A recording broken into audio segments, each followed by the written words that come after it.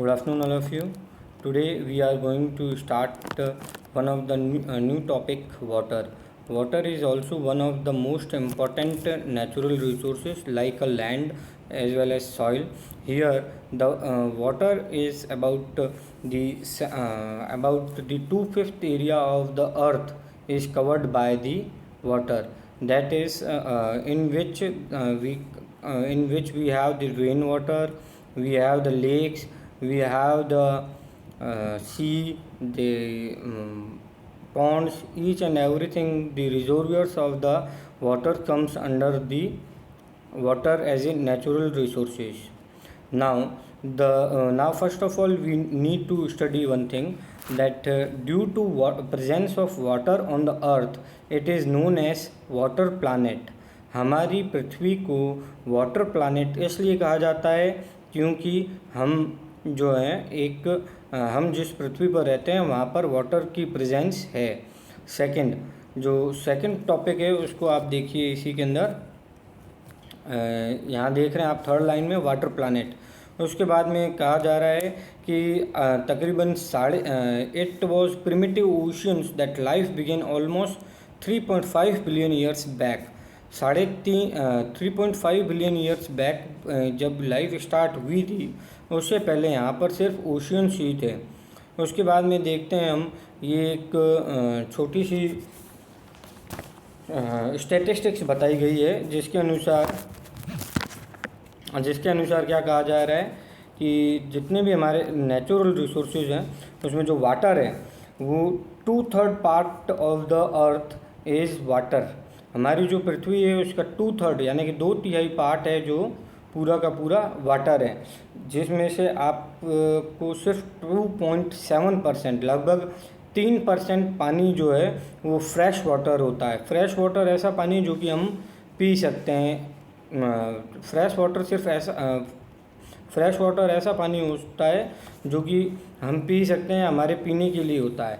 लेकिन इस 2.7 fresh waters में भी 70% जो पानी है वो 70% पानी जो पृथ्वी पर है वो ऐसी स्नो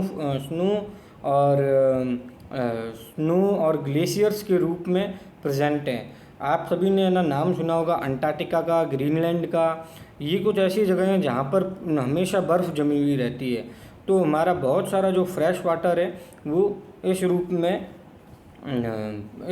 पृथ्वी पर प्रेजेंट है और हम उसको यूज़ नहीं कर पाते हैं। Only 1% of the total water of fresh water जो है वो हमारे पीने के लायक है या हम पी पाते हैं या हमारे लिए एक तरीके से पीने के लिए अवेलेबल है। बाकी जो परसेंटेज है यानी कि तकरीबन 1.7% जो पानी है वो सब पानी ग्लेशियर्स के रूप में अंटार्कटिका और अदर्स प्लेसेस में पड़ा रहता है। इसके बाद में एक बहुत बड़ी बात है वाटर साइकिल। वाटर साइकिल का मतलब है कि जिस तरीके से हमारे जो ये सेकंड पैराग्राफ है उसमें आप देखेंगे, fresh water is therefore most precious substance on earth, water can neither be added not subtracted. पानी जो है ना तो हमारे यहाँ से कम होता है ना ज़्यादा होता है। कभी कभी हम देखते होंगे कि जब बारिश आती है तो हम कहते हैं कि पानी बहुत है, या बाढ़ आती तब पानी कहते हैं। तो उस समय जो पानी का लेवल है वो हमेशा बराबर ही रहता है, या जो इसका परसेंटेज है वो हमेशा ही बराबर रहता है। अब क्यों बराबर रहता है उसका कारण आप देखिए, it's total volume remain constant, it's abundance only seems very because it is in constant motion. जिस तरीके से एक मोशन में चलती रहती है चीज़, उसी तरीके से ये पानी भी एक मोशन में चलता है। कभी ये वाटर के रूप में रहता है, कभी वाटर वेपर के रूप में रहता है, कभी एयर में रहता है। इसमें आगे बढ़ते हैं। Cycling through the oceans, the air, the land and back again through the process of evaporation. Evaporation एक प्रोसेस होता है जैसे कि जो ये पानी की नदियाँ हैं, ओशियंस है, इन सब में जब धूप पड़ती है और जब ये पानी ऊपर जाता है तो इसे हम इवोपरेशन कहते हैं, और ये ही पानी हमको वापस बरसात के रूप में मिलता है। This is already this as you already known is referred to as water cycle. ऐसे ही हम वाटर साइकिल कहते हैं कि पानी होता है इवापोरेशन या परसिप्शन या रन ऑफ के द्वारा ये पानी ऊपर जाता है, ऊपर जाने के बाद में ये पानी वापस जब नीचे आता है तो इस पूरे प्रोसेस को हम वाटर साइकिल कहते हैं। अब एक ये एक्टिविटी है, इसमें बताया गया है कि an average urban Indians uses 150 litres of water every day. हम लोग तकरीबन 150 लीटर पानी हमेशा यूज़ करते हैं। इन चीज़ों को भी आप देखिए, और उसमें मोस्ट इम्पॉर्टेंट है ड्रिंकिंग के लिए हमको लगभग 3 लीटर पानी हमको कम से कम पीना ही चाहिए। नेक्स्ट है humans use huge amount of water not only for drinking and washing but also in process of production water for agriculture industry, generating electricity through reservoirs of dams or other uses। यहाँ पे जो usage की spelling है उसको आप uses कर सकते हैं, USES। Increasing population, rising demand for the food and cash crops, increasing urbanisation and rising standards of livings are the major factors leading to shortage of supply of fresh water either due to drying up of water resources और water population. इसका simple सा अर्थ है कि हम लोग जो हैं हमारी लिविंग स्टैंडर्ड्स बढ़ गए हैं, जहाँ हम पानी को वेस्ट कर रहे हैं हमें उस पानी को वेस्ट नहीं करना चाहिए। सेकंड जो इसका टॉपिक है उसमें कहा गया है प्रॉब्लम्स ऑफ वाटर अवेलेबिलिटी। हमारे पास वाटर अवेलेबल तो हैं लेकिन क्या मेन प्रॉब्लम है वाटर की वो हम इसमें पढ़ेंगे। There is a scarcity of water in many regions of the world, most of Africa, West Asia, South Asia, parts of western USA, north west Mexico, water parts of South America, entire Australia are facing shortage of fresh water supply.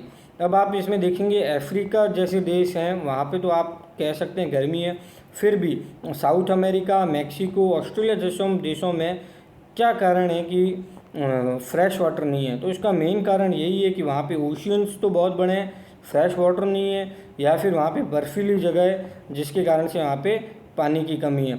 दस water shortage में B consequence of variation in seasonal or annual precipitation or the scarcity is caused by over exploitation and contamination of water sources। यहाँ पे ये जो last line है इसमें बहुत important चीज़ कही है कि आप ओवर एक्सप्लॉइटेशन करते हैं। कोई भी एक चीज़ है जिसका आप यूज़ कर रहे हैं तो एक लिमिट होती है उसकी यूज़ करने की, उसके बाद में भी आप अगर उसका यूज़ कर रहे हैं तो आप उसका ओवर एक्सप्लॉइटेशन करते हैं।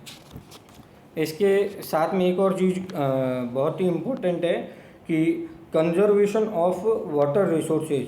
देखिए वाटर बहुत ही इम्पोर्टेंट रिसोर्सेज है। वाटर हम खाने के बिना थोड़ी देर रह सकते हैं लेकिन वाटर के बिना नहीं। सो इसलिए बहुत इम्पोर्टेंट है कि हम वाटर का कंजर्वेशन करें। इससे रिलेटेड बताया गया है access to the clean and adequate water sources is a major problem facing the world today. Steps have taken to conserve this dwindling resources का मतलब है कि वो रिसोर्सेज जो ख़त्म होते जा रहे हैं। Even through the water is renewable resources, it's over use and pollution make it unfit for the use. Discharge of untreated or partially treated sewage, agriculture, chemical and industrial effluent in water bodies are major contaminant that they pollute water with nitrates, metal and pesticide। ये जो topic है इसमें ये जो paragraph है इसमें हमें कहा जा रहा है कि जो आज की मोस्ट इम्पॉर्टेंट प्रॉब्लम है, हमारे पास पानी तो बहुत है लेकिन पीने के लिए नहीं है। वो पानी कहाँ है? उस पानी जो है उसका क्या हो रहा है, वो पानी पॉल्यूटेड हो रहा है, या तो फैक्ट्रियों से निकला गया जो सीवेज फैक्ट्रियों से निकला गया जो केमिकल हैं वो पानी में जा रहे हैं तो भी वो पीने के लायक नहीं है, या सीवेज जो है वो पानी की नदियों के अंदर जोड़ी जा रही है वो भी ख़राब है। इसके अलावा जो एग्रीकल्चर के जो केमिकल हैं या इंडस्ट्रियल से निकली हुई जो एफ्लुएंट्स हैं या फिर कुछ ऐसे पदार्थ हैं जो पानी में जाके मिल रहे हैं तो उससे भी हमारी जो नदी नाले हैं वो सब पॉल्यूटेड हो रहे हैं और इस कारण से हम उस पानी को नहीं पी रहे हैं। Most of this chemicals are non biodegradable and reach human bodies through water. अब यहाँ पे हम देखते हैं कि जो बायोडिग्रेडेबल और नॉन बायोडिग्रेडेबल जो चीज़ है, कि बायोडिग्रेडेबल तो ऐसी चीज़ें जो हमारी बॉडी में मिल जाए, कर जाए और उससे हमारी बॉडी को कोई हार्मफुल इफेक्ट नहीं हो। नॉन बायोडिग्रेडेबल से रेफर ये करता है most of this chemical are non biodegradable and reach human bodies through water. Water pollution can be controlled by treating this effluence suitably before releasing them in water bodies. अब यहाँ पे कहा जा रहा है कि जो भी वाटर बॉडीज है उसमें जब आप पानी गंदे पानी को छोड़ते हैं तो उस गंदे पानी को पहले बहुत सी ऐसी मशीनें आती हैं जिनके द्वारा हम इस पानी को सही कर सकते हैं। एक बहुत बड़ी बात है कि जो ये ख़राब पानी आता है ये अगर लैंड में भी जाता है तो हमारी जो ज़मीन है उसको भी ये बंजर करेगा। जो नेचुरल मिनरल्स सॉइल के अंदर हैं या लैंड के अंदर हैं वो भी ख़राब होंगे और हम वहाँ पे एग्रीकल्चर लैंड जो है वो भी हमारी ख़राब होगी। नेक्स्ट पैराग्राफ है forest and other vegetation cover slow the surface run of replenish underground water. Forest and other vegetation cover slow the surface runoff and replenish the underground water. Water harvesting is another method to save surface runoff. The canals अब ये यहाँ पे कहते हैं अगर forest उगे हुए हैं या नेचुरल वहाँ पे बहुत सारी ऐसी वेजिटेशन है उसके द्वारा भी पानी का जो बहाव है उसे रोका जा सकता है। और water harvesting is another method. Water जो है हमें रेन वाटर हार्वेस्टिंग का हम लास्ट क्लासेस में भी पढ़ते आए हैं कि जो पानी है उसको इकट्ठा कर लिया जाए, बरसाती पानी को, और वाटर को सेव किया जाए। The canals used for irrigating field should be properly line to minimize losses by water seepage. इसके बाद में कहा गया है कि जो कैनल जो प्रोजेक्ट है जैसे हमारे यहाँ पे इंदिरा गांधी नहर परियोजना है उससे पानी आ जाता है उसे हम कहते हैं कैनल। तो ये जो कैनल है उनका भी उनके द्वारा जो इरिगेशन है उसको भी सही तरीके से किया जाए। कैनल्स जो बन रही है उससे कहीं ऐसा नहीं हो कि हमारा जो पानी है वो वेस्टेज हो। इसके बाद में स्प्रिंकलर सिस्टम अपनाने के लिए कहा गया है। Sprinkles effectively irrigate the area by checking water losses through seepage and evaporation. In dry regions with high rates of evaporation, drip or trickle irrigation is very useful. यहाँ पे एक तरफ इन्होंने कहा है कि आप स्प्रिंकलर इरिगेशन है वो यूज़ कीजिए, जैसा कि आप इस फिगर 2.9 में देख रहे हैं। एक स्प्रिंकलर सिस्टम है जिसमें पौधों में पानी हो रहा है जो एक स्प्रिंकलर या फुहारे के थ्रू हो रहा है। उसके बाद में एक इन्होंने कहा है, आप नीचे से चौथी लाइन में देखेंगे, in a dry region with high rates of evaporation. ऐसी जगह जहाँ पे इवापोरेशन ज़्यादा होता है तो वहाँ पर एक ड्रिप और ट्रिकल इरिगेशन किया जाता है जो कि बहुत यूज़फुल होता है। The valuable water resources can therefore B conserve bye adopting this means of irrigation. ये कुछ इरिगेशन के मीन्स है जिसके द्वारा हम वाटर का कंजर्वेशन कर सकते हैं। ड्रिप इरिगेशन, जैसे कि आपको पता है कि जब हम बीमार पड़ते हैं या बुखार लगता है तो हमको एक ग्लूकोज चढ़ाया जाता है। तो कई जने इसको लोकल लैंग्वेज में कहते हैं ड्रिप चढ़ाई गई है। तो जो ग्लूकोज जैसे ड्रिप एक एक ड्रॉप में गिर रहा है, उसी तरीके से कुछ ऐसे ड्राई एरियाज हैं जैसे हमारे राजस्थान के जैसलमेर में भी कई ऐसी जगह हैं जहाँ पे इस ड्रिप इरिगेशन या बूंद बूंद सिंचाई का उपयोग किया जाता है। इसमें डायरेक्ट जो पौधे होते हैं उनके बूंद बूंद करके धीरे धीरे उनकी जड़ों तक पानी दिया जाता है। कुछ छोटे छोटे पाइपलाइंस के द्वारा उनके छोटे पाइप निकाले जाते हैं और पौधों में डायरेक्ट पानी दिया जाता है। इससे पौधों को डायरेक्ट पानी मिलता है, पौधों की ग्रोथ भी नॉर्मल रहती है और हम पानी को भी कंजर्व करते हैं। आशा करता हूँ कि इस क्लास को भी आपने बहुत अच्छे से सुना होगा। आप जितना ज़्यादा से ज़्यादा एफर्ट्स कर सकते हैं अपनी क्लासेस अपने घर पर बैठ के कीजिए। अगर कुछ नहीं समझ में आता है तो विद्यालय में आके, या फिर विद्यालय में तो नहीं आके आप व्हाट्सएप के द्वारा हमसे पूछ सकते हैं। धन्यवाद।